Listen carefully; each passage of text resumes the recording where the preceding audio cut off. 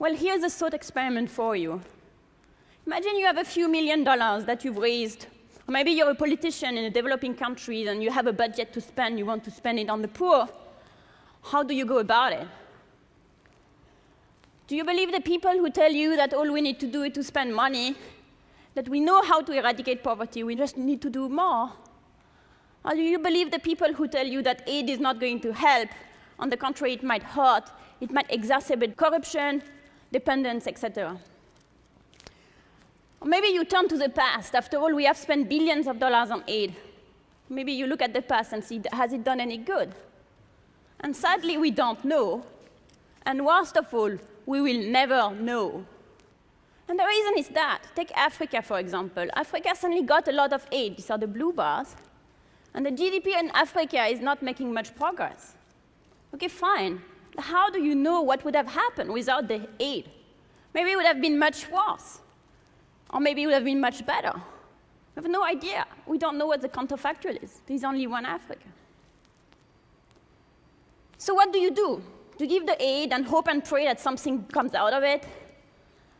Or do you focus on your everyday life and let the earthquake every 8 days continue to happen? The thing is, if we don't know whether we are doing any good, we are not any better than the medieval doctors and their leeches. Sometimes the patient gets better, sometimes the patient dies. Is it the leeches? Is it something else? We don't know. So here are some other questions. They are smaller questions, but they are not that small. Immunization. That's the cheapest way to save a child's life. And the world has spent a lot of money on it. The Gavi and the Gates Foundation have been pledging a lot of money towards it, and developing countries themselves have been doing a lot of effort. And yet, every year, at least 25 million children do not get the immunization they should get. So this is what you call a last-mile problem. The technology is there, the infrastructure is there, and yet it doesn't happen. So you have your million. How do you use your million to solve this last-mile problem? And here's another question, malaria. Malaria kills almost 900,000 people every year, most of them in sub-Saharan Africa, most of them under 5. In fact, that is the leading cause of under 5 mortality. So we don't really know how to cure malaria, but some people come to you and say, you have your millions, how about bed nets? Bed nets are very cheap. For $10, you can manufacture and ship an insecticide-treated bed nets, and you can teach someone to use them.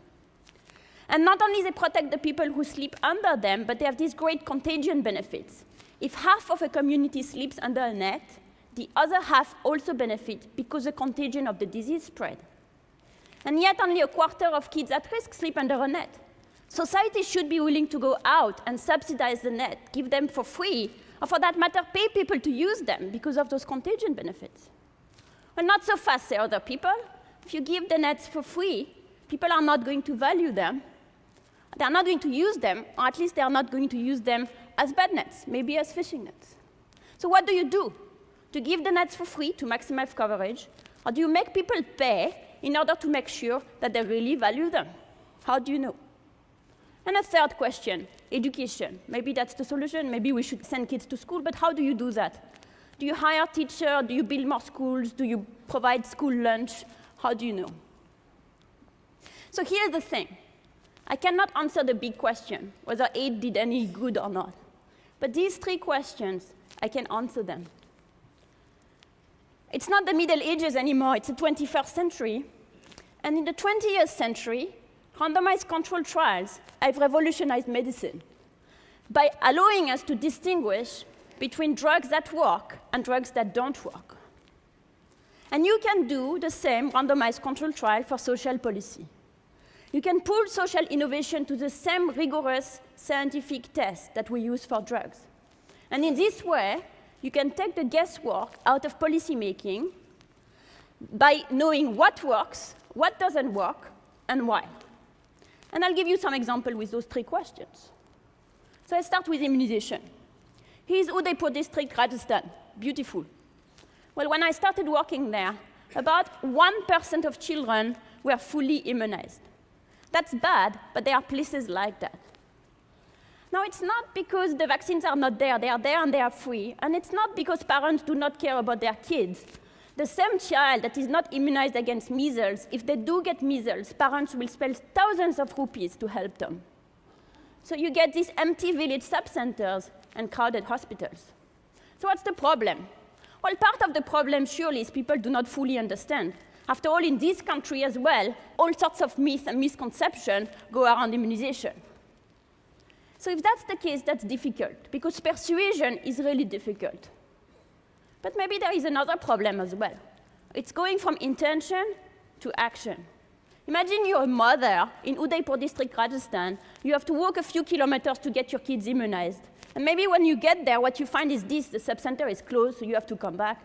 And you are so busy, and you have so many other things to do, you will always tend to postpone, and eventually it gets too late.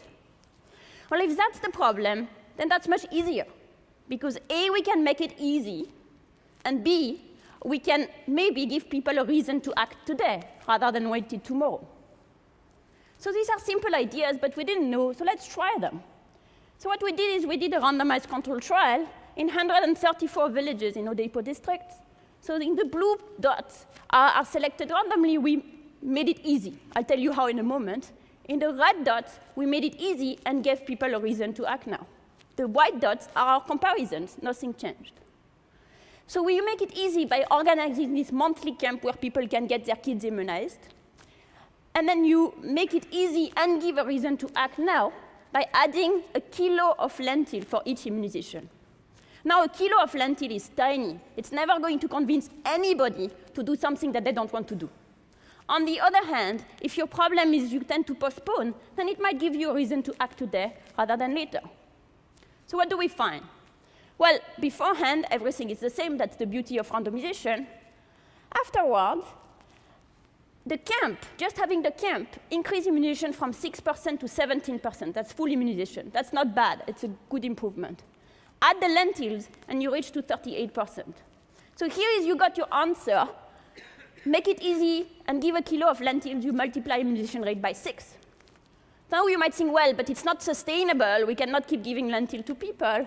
Well, it turns out it's wrong economics, because it is cheaper to give lentils than not to give them. Since you have to pay for the nurse anyway, the cost per immunization ends up being cheaper if you give incentive than if you don't.